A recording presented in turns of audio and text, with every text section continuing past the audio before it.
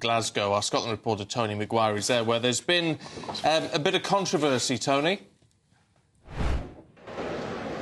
Yeah, good morning. Certainly, just before midnight, we had reports that the police had arrived here at the Emirates Arena in Glasgow, where they seized multiple voter papers as part of an investigation into suspected voter fraud.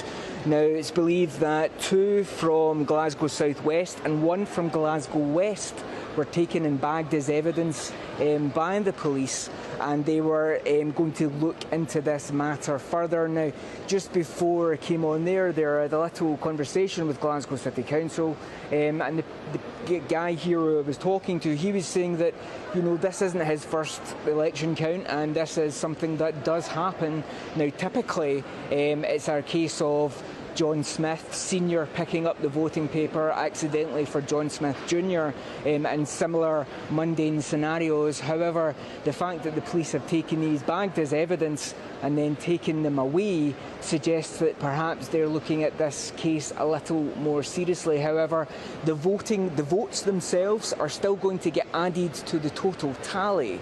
However, the papers will get taken away, and I guess this now becomes a police matter until it isn't, and we're expecting, I guess, to hear a little more about that over the next few days. But here this morning in Glasgow, we've already started to have a few of the voter turnouts, which are quite interesting.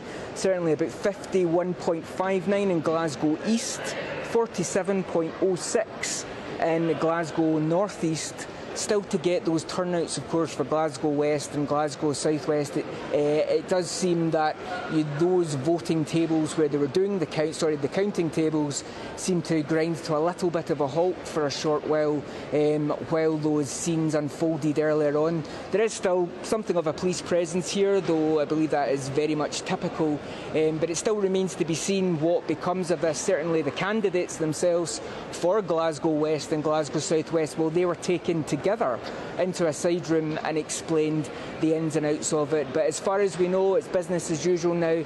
Back to the drawing board. Counting, the fluttering of papers has continued as we march toward, we think, the first declaration in about an hour's time or just over. No one would have done anything. No one would have done anything. Lovely. Tony, thanks very much indeed, and he's going to bring us up to date with everything on that, of course, as and when things develop.